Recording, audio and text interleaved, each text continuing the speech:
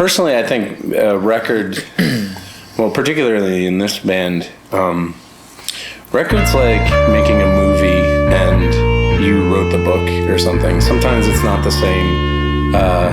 For me, live shows are really where it's at. It's the most fun.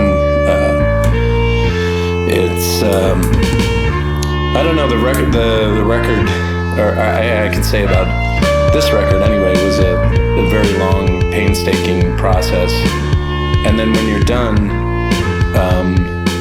it just seems to me like a photograph of you that you're hanging up on the wall or something that people can hang on their wall, and like it seems separate from what we're doing. I mean, to me it seems like a calling card to try and get people to come out to the show and do something live. But I really love to play live, so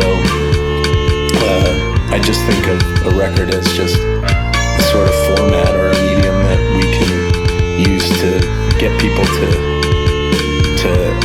come to the live show. That's my point. You know, recording is through my personal, music life. It's always been the outcome of just playing live. So like first, write a song by yourself or with a friend, and then try to find a way to perform it in front of people. And then once you've done so enough, then you're like, well, I feel like I could record this, and then you record it, and that's almost like a byproduct of just like something that you do every day. Well, I mean, definitely live playing for me is very therapeutic. I get to let loose a lot of baggage when I play live. But then when you get a good audience and you get that energy back, it's just amazing. It pairs. Studio recording is insanely difficult too, like especially when you first start out. It's just a matter of being able to keep your head on straight and kind of stay the course. Because when you first start laying those basic tracks, it's so daunting. I think that the one is a seriously, it's a huge amount of work, and the other one is a huge amount of fun. Like that's as corny as it sounds.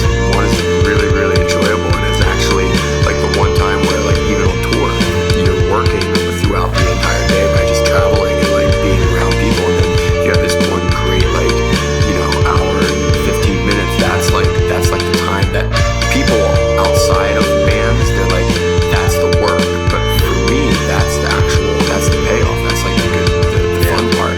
The work is like having to be in a van and actually be away from your studio or being outside. So I think the one is like a lot of fun, and the other one is a lot of work. Yeah, I mean, I think a big difference psychologically with recording and live shows is sort of this like personal versus communal thing, where I mean, when we're making a record, it's just us, and it's sort of like we're focusing on ourselves the entire time and sort of what we want. But then in the live situation, there's an audience there, and it becomes more of about everyone that's in the room at the time. Just playing on the floor is a way of making it less like us and them, could join in. They're like 2 feet away, so I think that. Yeah, it's less of feeling like, you're painting on the wall or something as a band.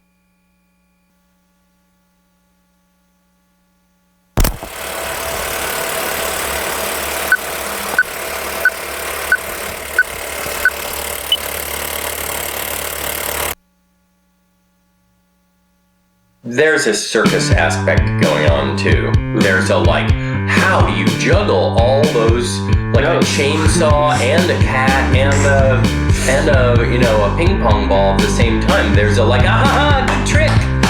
With electronic music. Do another hard trick. Yeah, with electronic music, there's no circus. There's no juggling at all. I mean, it's interesting. Like, why is watching someone do this more interesting than watching someone do this? I mean, I think literally the physical arrangement of the laptop, or there's something even blocking the tips of the fingers, if even something was going on there. Matt dreams of being Spike Jones. Yeah, I want to be Spike Jones. I want to be a guest on Matt's version of the Spike Jones show. He was one of the early